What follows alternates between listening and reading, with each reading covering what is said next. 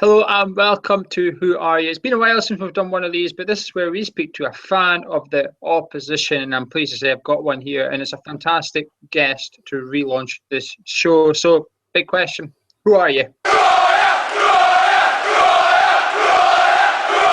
I'm Stephen Howson. I'm presenter of Full Time Devils, founder of MUFC Latest, one of the biggest Man United blogs out there in the world, and I'm a United fan.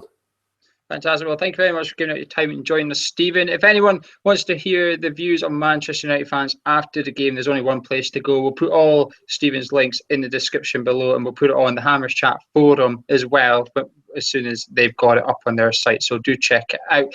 Stephen, let's just start with the very basics. What's going on at Manchester United? Not just this season, but last season as well. What's going on? Where do you start? I think we're massively hungover post-Fergie. We knew it was going to be a rough ride. I think if we're honest with ourselves, we should probably have been expecting this. But it doesn't feel good being right in the middle of it. What's your personal thoughts on your gaffer at the moment then? Are you hoping he goes in the summer?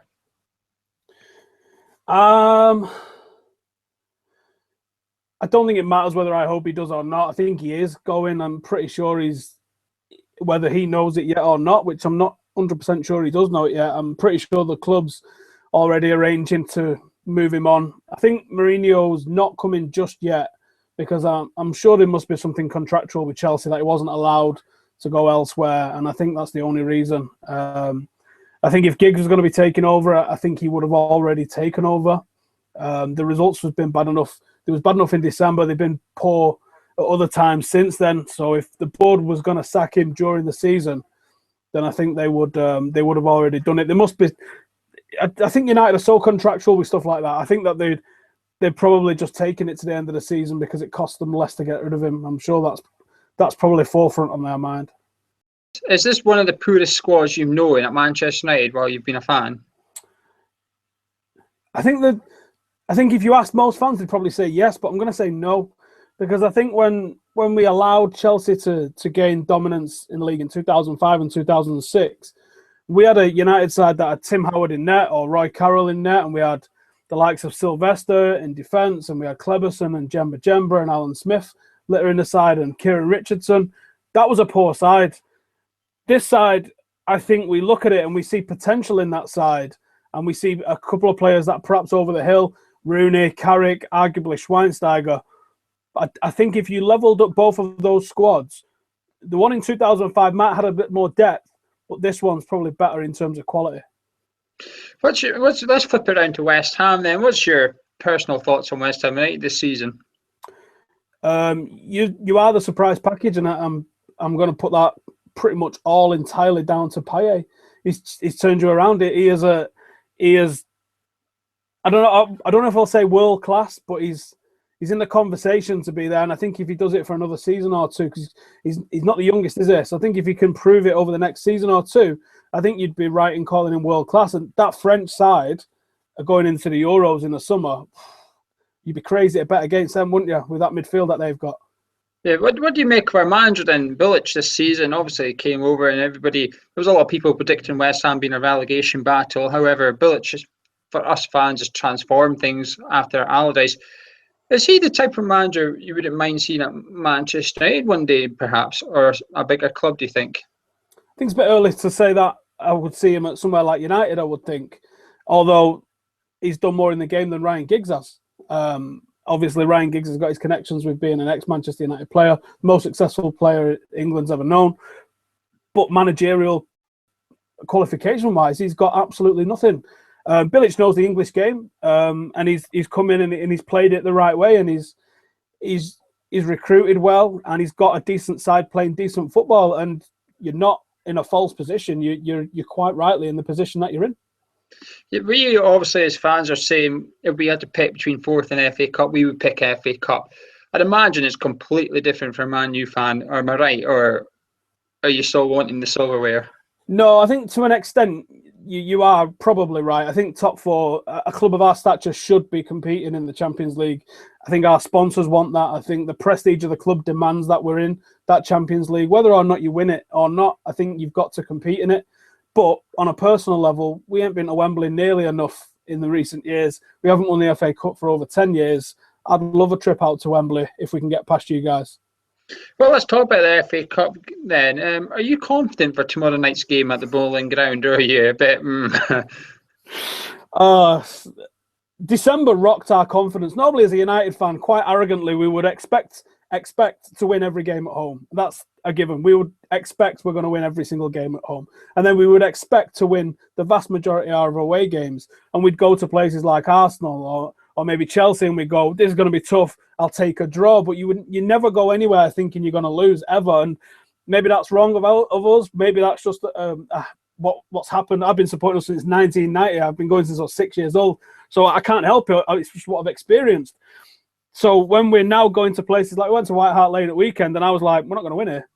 There's no way we're going to win here.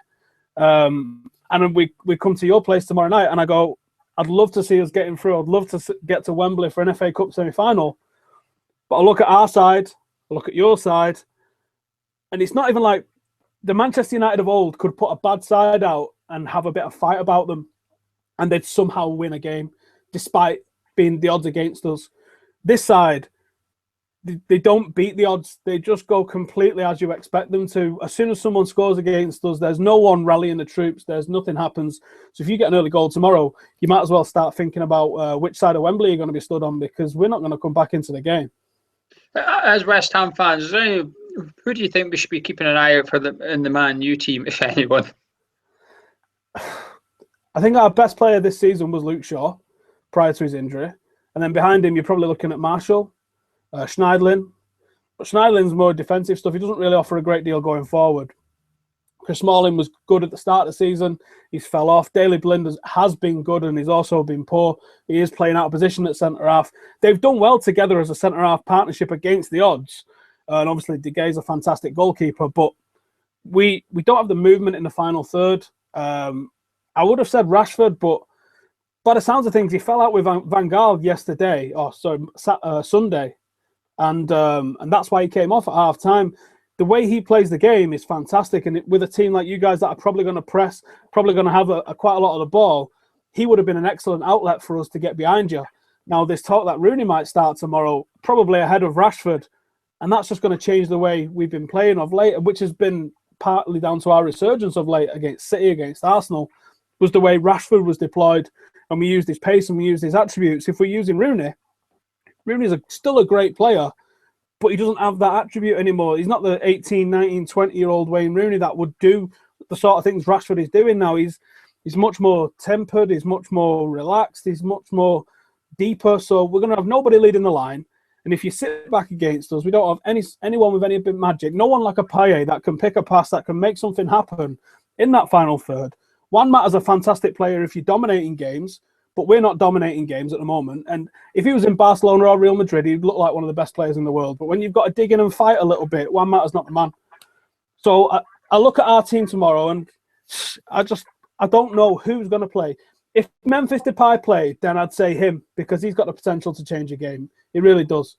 A lot of our fans are in his case, and he's been inconsistent, but that's what wingers are meant to be, aren't they? They're supposed to be a little bit arrogant, a little bit aloof, and then they can come in and just change the game like that. And for me, he was doing a bit of that, but then he was out of the team again.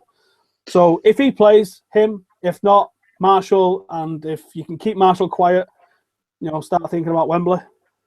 Fantastic. Well, I'm going to put your neck on the line in a wee second, ask for a score prediction. But if you want to hear our West Ham thoughts on Manchester United, you can check out our YouTube channel, youtube.com/Hammers Chat, where we did our Man U preview. We spoke about Depay in quite depth, actually, when one or two people weren't too happy on him. And one or two people said he's a really good player who's been used wrong by Van Gaal, so you can check out your opinions. But go on, Stephen, prediction time. You don't sound too confident, so give us your prediction.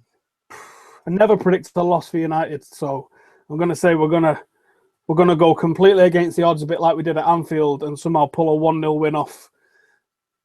I don't have much confidence in that, but that's what I'm going to predict.